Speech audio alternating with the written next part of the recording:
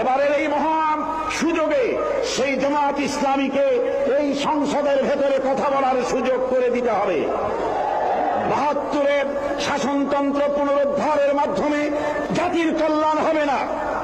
৭৬-এর শাসনতন্ত্র দিয়ে জাতির কল্যাণ হবে না। জাতির কল্যাণ হতে পারে, ভাগ্যের উন্নয়ন হতে পারে আল কোরআনের সংবিধান, কেবলমাত্র কোরআন, শুধুমাত্র কোরআন, একমাত্র আল্লাহর আইন, সব লোকের শাসন ছাড়া জাতির কল্যাণ হতে পারে না।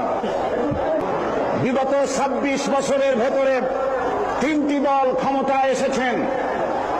এই ৩টি দল তারা ক্ষমতায় এসে জনগণের ভাগ্য পরিবর্তন করুক আর নাই করতে পারুক, নিজেদের ভাগ্য দক্ষ এবং সুনিপুণতার সাথে নিজেদের ভাগ্যের পরিবর্তন করেছেন। দুর্নীতিকে জাতীয়করণ করে বিদায় নিয়েছেন। আরেকটি দল